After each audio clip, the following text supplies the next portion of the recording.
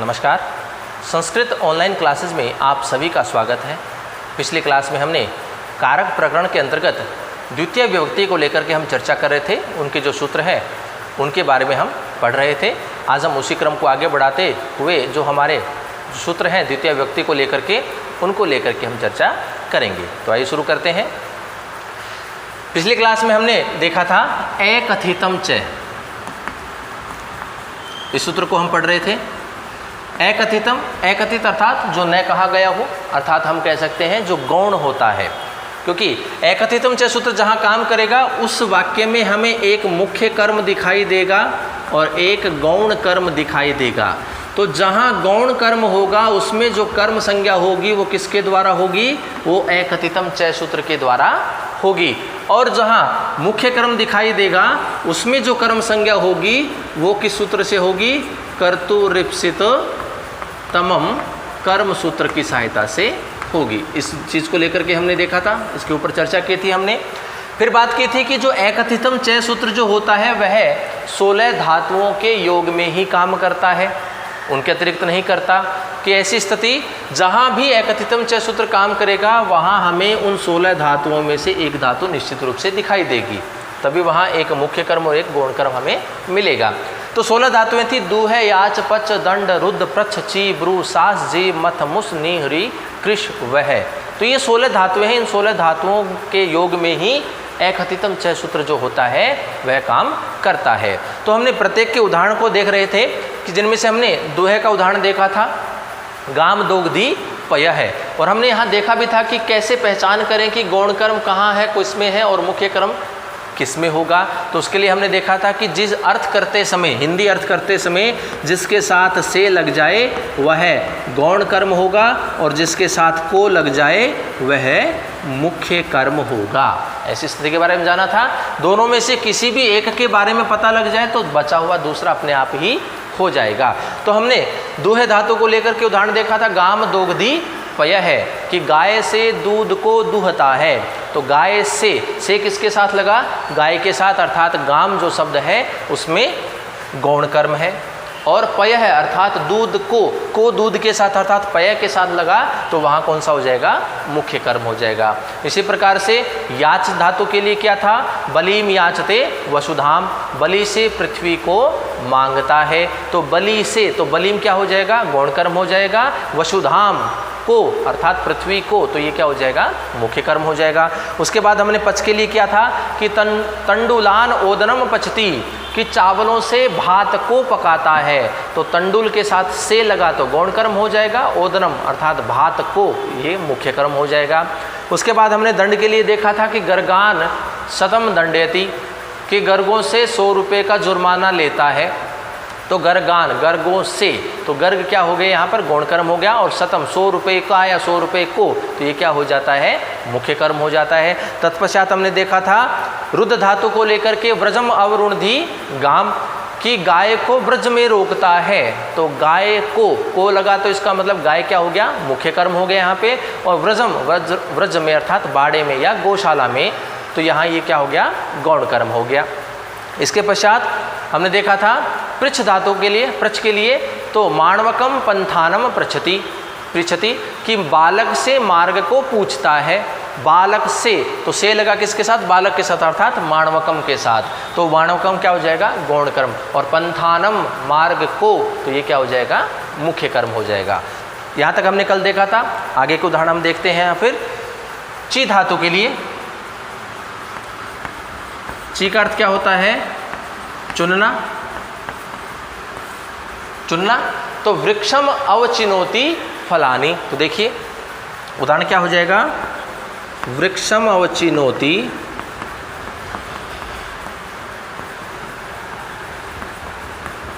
फलानी, कि वृक्ष से फलों को चुनता है। वृक्ष से फलों को चुनता है। तो देखिए अब से किसके साथ लगा? वृक्ष के साथ। तो ये जो वृक्षम है ये क्या हो जाएगा? गौण कर्म हो जाएगा। किसको चुन रहा है? फलों को। तो को किसके साथ लगा? फल के साथ। तो ये क्या हो जाएगा? गौण कर्म हो जाएगा। तो वृक्षम अवचिनोति फलानी, कि वृक्ष से फलों को चुनता है। तो ची धातु यहाँ काम कर रही है।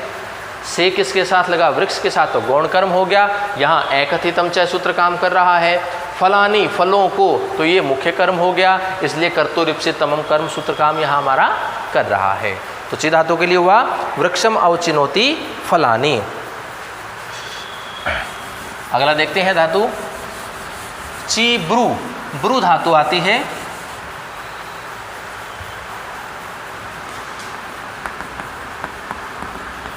ब्रू का मतलब होता है कहना। देखिए, माणवकम धर्मम ब्रूते। माणवकम धर्मम ब्रूते कि बालक के लिए धर्म को कहता है, बालक के लिए धर्म को कहता है। तो देखिए, को किसके साथ लगा, धर्म के साथ लगा, तो धर्म क्या हो जाएगा हमारा, मुख्य हो जाएगा। अब बचा कौन सा, ये तो धातु है हमारी, तो यहाँ माणवकम बालक के लिए, तो यहाँ क्या हो जाएगा, ये गौण कर्म हो जाएगा कि बालक के लिए धर्म को कहता है। तो यहाँ धर्मम जो है वो मुख्य कर्म है और माणवकम जो है वो गौण कर्म है। उसके बाद देखिए सास। सास धातु है जिसका अर्थ होता है शासन करना। सास का अर्थ हुआ शासन करना। अब देखिए स्थिति क्या है कि नृप है सभ्यम धर्मम शास्ति। नृप है सभ्यम धर्मम शास्ति कि राजा जो है वो सभा के लिए धर्म का शासन करता है, धर्म को करता है। तो यहाँ देखिए राजा सभा के लिए धर्म को करता है, धर्म का शासन करता है। तो यहाँ धर्म क्या हो जाएगा हमारा, मुख्य हो जाएगा क्योंकि उसका धर्म करना ही मुख्य है। और सभा के लिए किसके लिए कर रहा है, सभा के लिए, अपनी प्रजा के लिए कर रहा है। तो ये क्या हो जाएगा हमारा गौण कर्म हो जाएगा कि राजा सभा के लिए धर्म को करता है, धर्म का शासन करता है। तो यहाँ धर्मम जो है वो मुख्य कर्म हो जाएगा और जो सभ्यम है वो हमारा गौण कर्म हो जाएगा। उसके बाद देखिए जी धातु। जी का अर्थ है जीतना। तो देखिए देवदत्तम शतम जयति। देवदत्तम शतम जयति कि देवदत्त से 100 रुपये को जीतता है, देवदत्त से 100 रुपये को जीतता है। तो जी धातु है 100 रुपये को लग गया तो ये क्या हो गया, मुख्य कर्म हो गया। और देवदत्त से ये क्या हो गया हमारा गौण कर्म हो गया कि देवदत्त से 100 रुपये को जीतता है। तो यहाँ पर मुख्य कर्म शतम है और गौण कर्म देवदत्तम है। अगला देखिए मथ धातु के लिए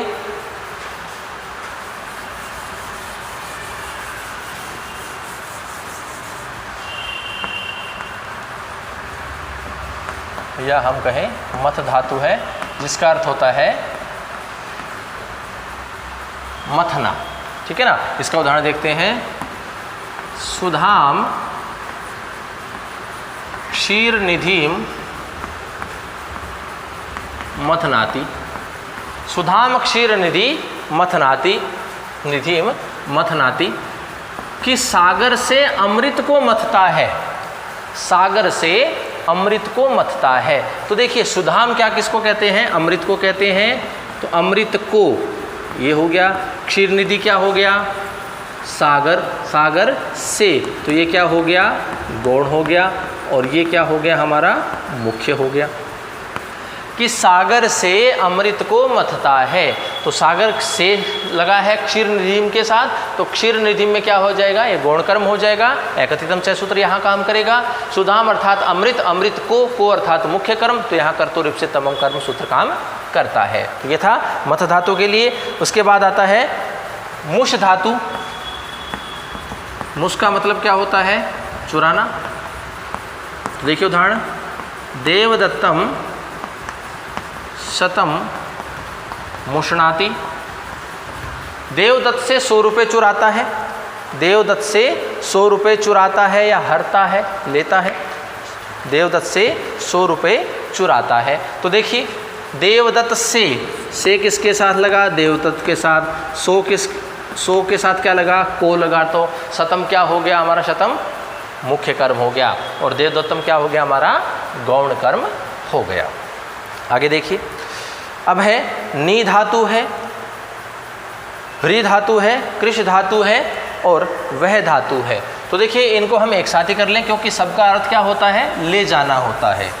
नी का अर्थ ले जाना, हरि का मतलब क्या होता है? हरण करना, उसका अर्थ भी ले जाना होता है। कृष का मतलब खींचना अर्थात उसे भी ले जाना होता है। और वह अर्थात ढोना, उसका भी अर्थ क्या हो जाता है?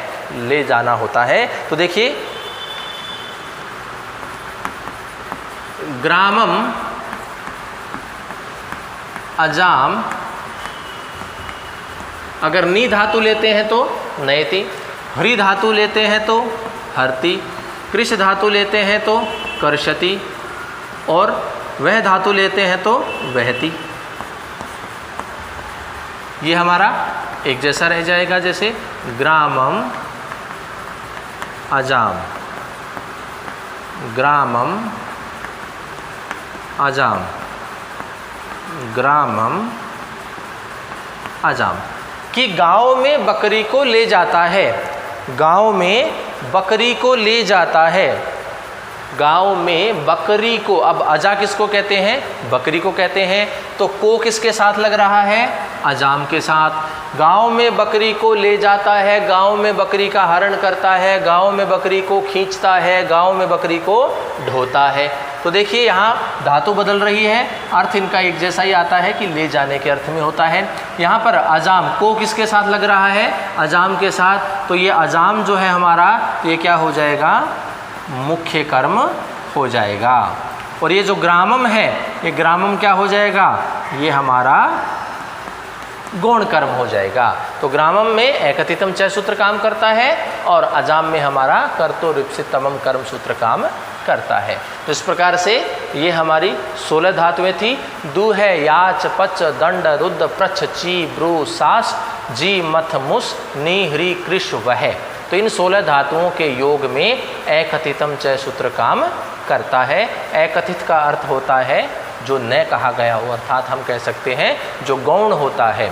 तो एकथितम चय सूत्र जहाँ भी काम करेगा वहाँ उस वाक्य में हमें 2 कर्म दिखाई देंगे, जिनमें से एक मुख्य कर्म होगा, एक गौण कर्म होगा। और गौण कर्म में ही सदैव एकथितम चय सूत्र काम करता है और जो मुख्य कर्म होगा वहाँ हमारा कर्तुरिप्सितमम कर्म सूत्र काम करेगा। तो ये स्थिति थी हमारी एकथितम चय सूत्र की। तो ये द्वितीय विभक्ति का महत्वपूर्ण सूत्र होता है, जिससे लेकर के अनेक बार प्रश्न पूछे जाते हैं, जिसमें गौण कर्म कौन सा होगा, मुख्य कर्म कौन सा होगा, एकथितम चय सूत्र किस में काम कर रहा है। तो इससे संबंधित इस प्रकार के प्रश्न जो हैं वो निरंतर पूछे जाते हैं। द्वितीय विभक्ति के अंतर्गत हम आगे बढ़ते हैं। अब अगला जो हमारा सूत्र है वो आता है अधि सींग स्था साम। द्वितीय जो विभक्ति है उसमें अगला सूत्र है हमारा अधि सींग स्था साम। अधि सींग स्था साम। तो देखिए सूत्र क्या कहता है? अधि उपसर्ग पूर्वक, इसका मतलब क्या हुआ कि अधि उपसर्ग हमें दिखाई देगा। अधि उपसर्ग पूर्वक सींग धातु, सींग धातु, स्था धातु और आस धातु, इन धातुओं के आधार की ये जो धातुएं हैं, ये जो क्रियाएं हैं, ये जिस स्थान पर होगी, इनका जो आधार होगा वह आधार कैसा होगा? कर्म संज्ञक होगा, अर्थात उसकी कर्म संज्ञा होगी। किसकी कर्म संज्ञा होगी? उस आधार की कर्म संज्ञा होगी। ये तो कहता है कि अधि उपसर्ग पूर्वक सींग धातु, स्था धातु, आस धातु के आधार की कर्म संज्ञा होगी। कि ये जो क्रियाएं हैं, सींग धातु का मतलब क्या होता है? शयन करना। स्था का मतलब होता है बैठना या ठहरना, और आस का मतलब भी क्या होता है? बैठना। ठीक है ना, यहाँ ठहरना कर सकते हैं। तो देखिए अधि उपसर्ग पूर्वक शींग धातु, स्था धातु और आस धातु के आधार की कर्म संज्ञा होती है। ठीक है, तो देखिए हम उदाहरण से स्पष्ट करते हैं इन चीजों को। यहां देख लेते हैं, हरि वैकुंठम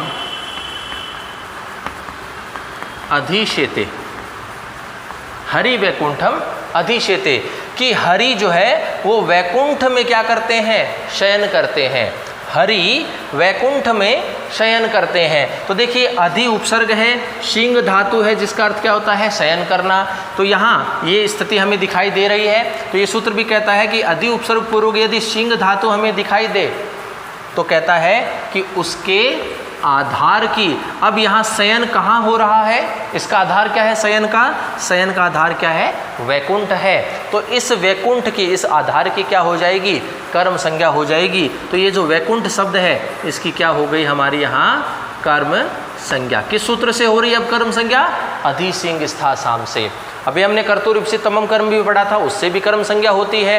तथा युक्तम चानिप्सितम भी पढ़ा था, उससे भी कर्म संज्ञा होती है। एकथितम चय भी पढ़ा था, उससे भी कर्म संज्ञा हो रही है। लेकिन अब स्थिति क्या है, बदल गई। जैसी स्थिति हमें दिखाई देगी वैसा ही सूत्र हम वहाँ काम में लेंगे। तो यहाँ अधि उपसर्ग पूर्वक सिंह धातु दिखाई दे रही है, तो फिर यहाँ जब हम कर्म संज्ञा करेंगे तो किस सूत्र से करेंगे, अधि सिंह स्था साम सूत्र से करेंगे।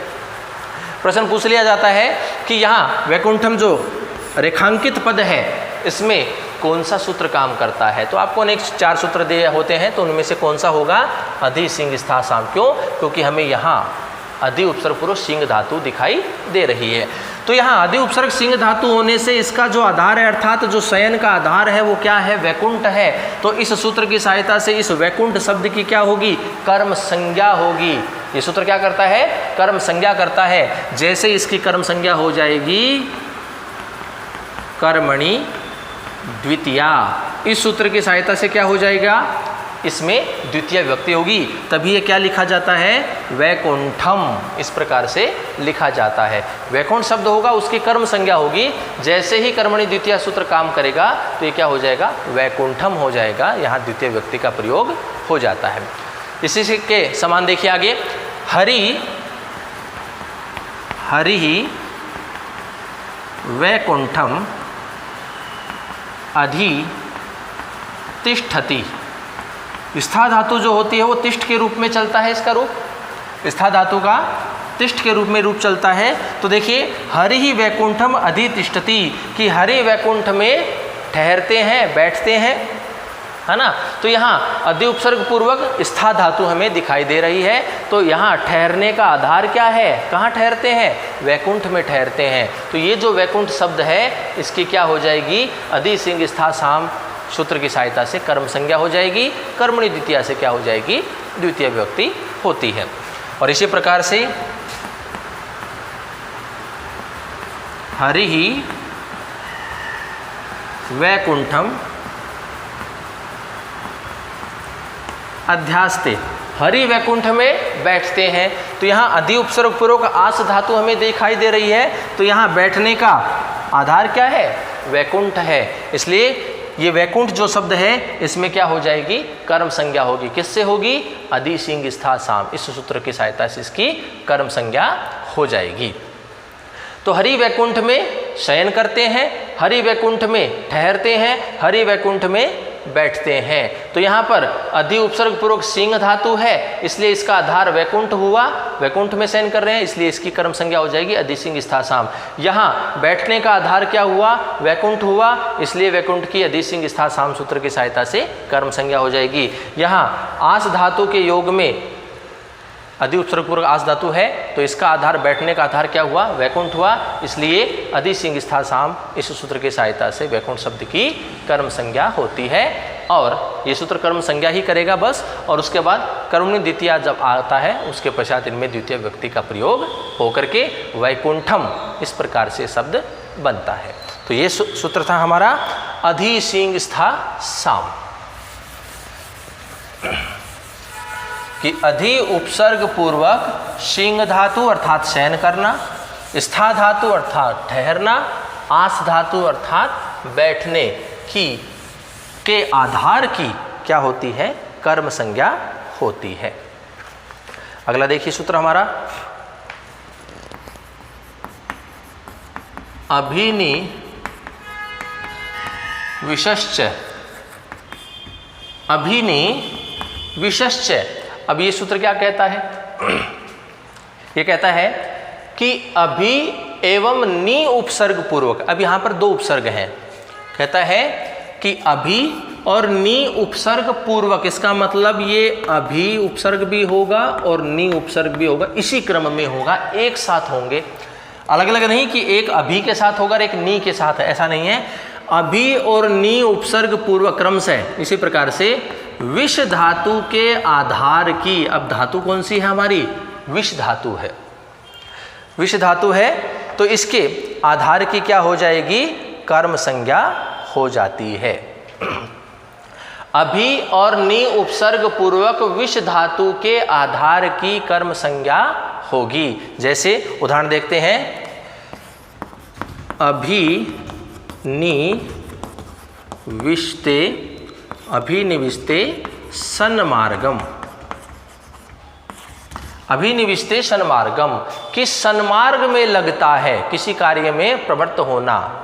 अब देखिए ये जो अभि और नि है ये इसी क्रम में होना चाहिए, इसी क्रम के लिए हम बोलते हैं संघात रूप। संघात रूप का तात्पर्य हुआ जो यहाँ कहा गया है कि अभि सबसे पहले होगा, फिर नि उपसर्ग होगा, तत्पश्चात विष धातु होगी। अगर ये इसी क्रम में हो तो उसको कहते हैं संघात रूप, कि अभि और नि उपसर्ग पूर्वक विष धातु यदि अर्थात संघात रूप में अगर हो तो उसका जो आधार होगा उसकी क्या हो जाएगी, कर्म संज्ञा हो जाएगी। तो यहाँ पर सन्मार्ग में लगता है, किस में लग रहा है, किस में प्रवृत्त हो रहा है, वो सन्मार्ग में प्रवृत्त हो रहा है, तो इसका आधार क्या हो रहा है, सन्मार्ग हो रहा है, इसलिए सन्मार्गम, इस प्रकार से इस शब्द की क्या हो जाएगी, कर्म संज्ञा हो जाएगी। किस सूत्र से होगी, अभिनिविश्च, क्योंकि अभि और नि और विष ये तीनों ही हमें संघात रूप में दिखाई दे रहे हैं, इसी क्रम में, एक ही क्रम में हमें दिखाई दे रहे हैं, इसलिए यहाँ जब कर्म संज्ञा करेंगे तो किससे करेंगे, अभिनिविश्च। तो अभि उपसर्ग और नि उपसर्ग पूर्वक विष धातु के आधार की क्या हो जाएगी, कर्म संज्ञा हो जाएगी। तो ये स्थिति थी हमारी उपानवद्या, ये अभिनिविश्च।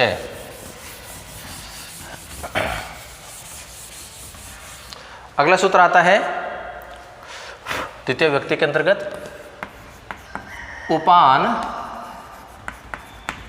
वध्यांग वशः,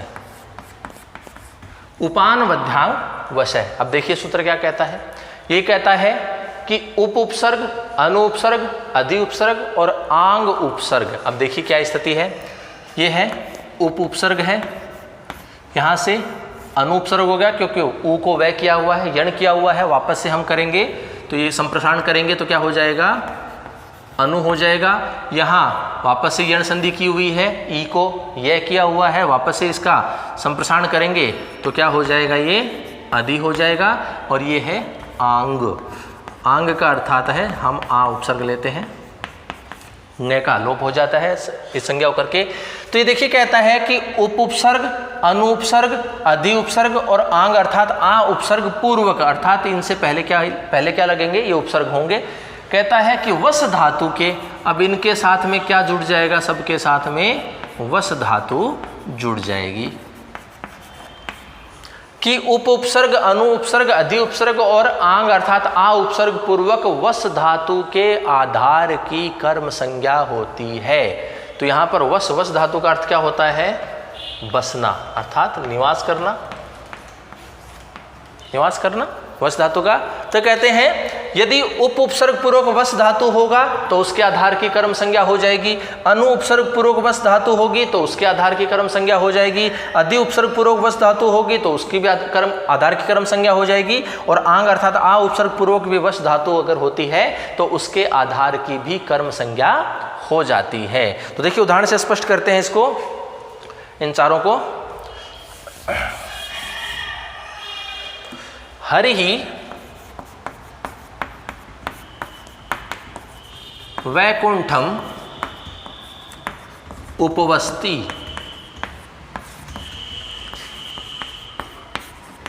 हरि वैकुंठम अनुवस्ति हरिः वैकुंठम अधिवस्ति हरिः वैकुंठम आवस्ति।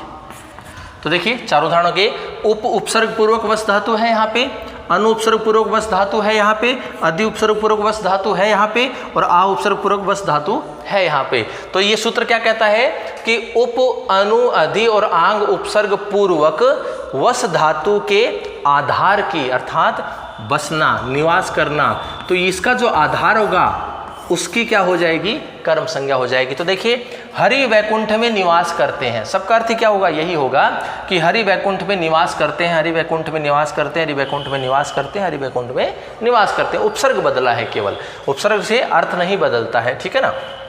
तो यहाँ देखिए, यहाँ बसना कहाँ बसते हैं, वैकुंठ में बसते हैं। कहाँ बस रहे हैं, वैकुंठ में बस रहे हैं। तो सबका आधार क्या हो रहा है, यहाँ पे वैकुंठ हो रहा है, इसलिए वैकुंठ जो शब्द है इसकी कर्म संज्ञा हो जाएगी। अब यहाँ कर्म संज्ञा किस सूत्र से हो रही है, इससे हो रही, क्यों, क्योंकि हमें स्थिति ऐसी दिखाई दे रही है कि उपसर्ग पूर्वक वस धातु है, अनुपसर्ग पूर्वक वस धातु है, अधि उपसर्ग पूर्वक वस धातु है और आंग अर्थात आ उपसर्ग पूर्वक भी वस धातु है। इसलिए ये स्थिति दिखाई देने से हम इस सूत्र का प्रयोग करेंगे कर्म संज्ञा करने के लिए, उपानवध्यांग वशः।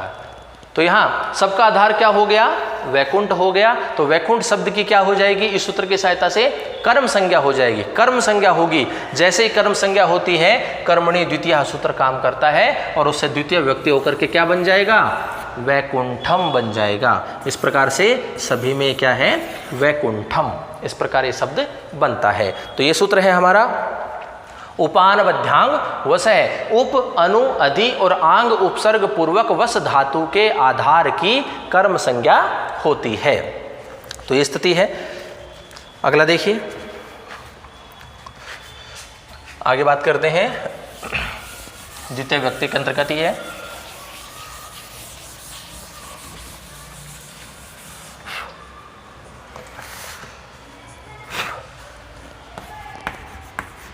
उभयतः सर्वतः धिक उपरि उपरि अध्यधि अधोध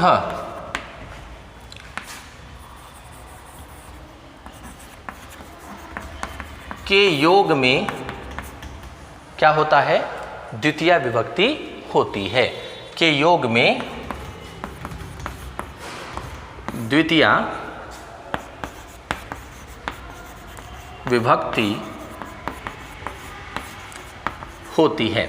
अब देखिए कहते हैं, अब ये शब्द है तो योग होने की स्थिति जहां पर भी हमें दिखाई देगी हम वहां संज्ञा नहीं करेंगे, हम वहां सीधी क्या करते हैं, विभक्ति करते हैं। अब ये क्या कहता है कि उभयतः, ये शब्द सर्वतः है शब्द, धिक शब्द होगा, ऊपरी ऊपरी होगा, अध्यधि होगा, अधोध्य होगा, इन सब के योग में क्या होती है, द्वितीय विभक्ति होती है। छोटा प्रश्न सीधा पूछा भी जाता है कि सर्वतः के योग में विभक्ति शात, सर्वतः के योग में विभक्ति होती है, उभयतः योगे विभक्ति शात, उभयत के योग में विभक्ति होती है, ऊपरी ऊपरी योगे विभक्ति शात, ऊपरी ऊपरी के योग में विभक्ति होती है, अध्यधि योगे अधोध्य योगे विभक्ति शात, कौन सी होती है विभक्ति, तो इन शब्दों के योग में कौन सी विभक्ति होती है, द्वितीय विभक्ति होती है। हमने तीन शब्द देखे हैं यहाँ पर, देखिए एक तो है ऊपरी ऊपरी, एक है अध्यधि और एक है अधोध। ये स्थिति है, तीन शब्द है। देखिए यहाँ पर ऊपरी ऊपरी दो शब्द है, एक समान है, अधि अधि संधि कर रखा है बस बीच में, और अधः अधः ये स्थिति कर रखी है। तो ये एक ही शब्द के बार बार आने पर अर्थात एक साथ आने पर, एक जैसे शब्दों के, दो शब्दों का एक साथ होने पर उन सब को हम क्या बोलते हैं, उन सब को बोलते हैं हम आम्रेडित। क्या बोलते हैं, आम्रेडित बोलते हैं। तो प्रश्न ये भी पूछा जाता है आम्रेडित योगे विभक्तिशात, आम्रेडित के योग में विभक्ति कौन सी होती है? तो स्थिति वही हो जाती है, द्वितीय विभक्ति होती है। आम्रेडित किसको कहते हैं? आवृत्ति होना। आवृत्ति का मतलब एक शब्द दोबारा आना। तो ऊपरी ऊपरी, अधि अधि, अध अध, तो यहाँ एक ही शब्द क्या है, दो बार आ रहा है, तो उसको हम क्या कहते हैं? आम्रेडित कहते हैं। तो उभयतः है, सर्वतः है, दिक्, या हम तीनों को मिलाकर के कहते हैं आम्रेडित। इन शब्द के योग में क्या होता है? द्वितीय विभक्ति का प्रयोग होता है। तो ये जो शब्द हैं, ये जिनके लिए प्रयुक्त होता है उसमें हम क्या करते हैं? द्वितीय विभक्ति का प्रयोग करते हैं। तो देखिए उदाहरण से स्पष्ट कर लेते हैं इस चीजों को।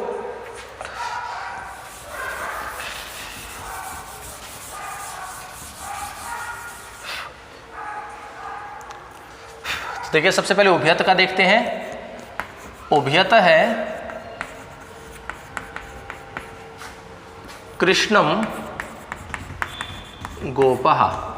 उभयत है कृष्णम गोपः, कि कृष्ण के, उभयत का मतलब क्या होता है? दोनों ओर होता है, कि कृष्ण के दोनों ओर क्या है? गोपाल हैं। गोपः अर्थात गोपाल है, गोपियां हैं।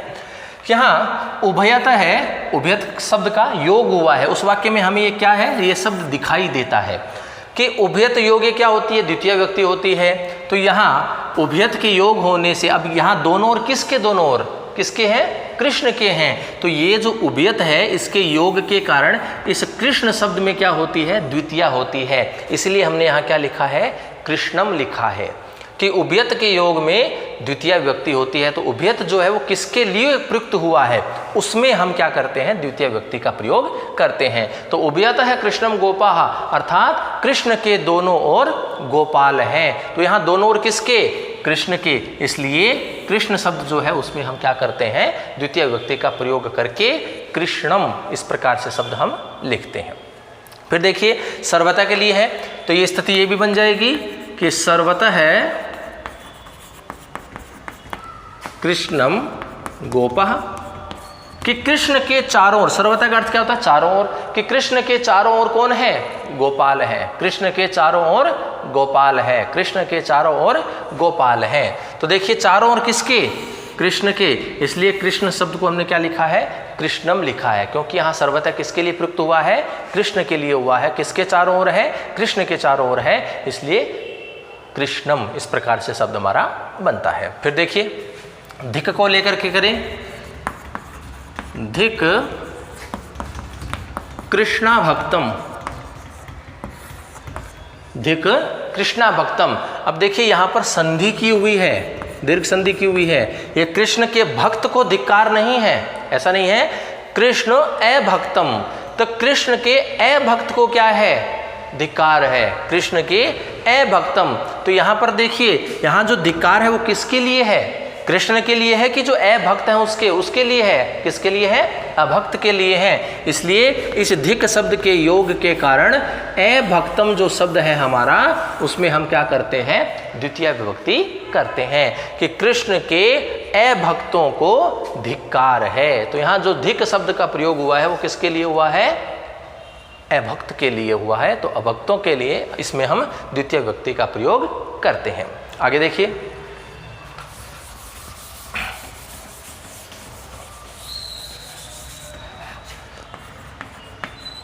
ऊपर्युपरि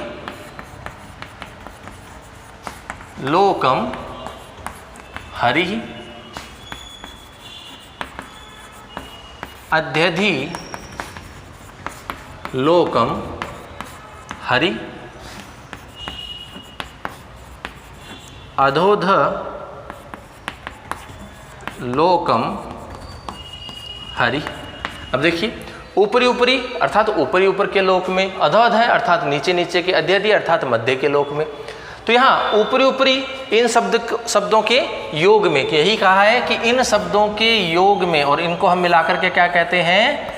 आम्रेडित कहते हैं।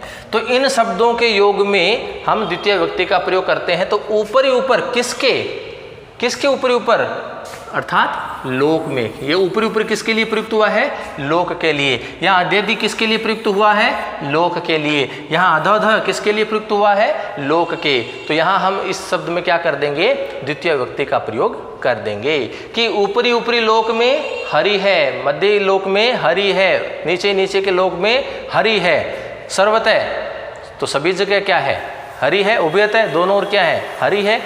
तो इस प्रकार से इन शब्दों में हम इन शब्दों के योग के कारण इसमें हम क्या कर देते हैं, द्वितीय विभक्ति का प्रयोग हम करते हैं कि ऊपरी ऊपरी लोक में हरि है, अध्यधि मध्य के लोक में हरि है और अधध अर्थात नीचे के लोक में हरि है।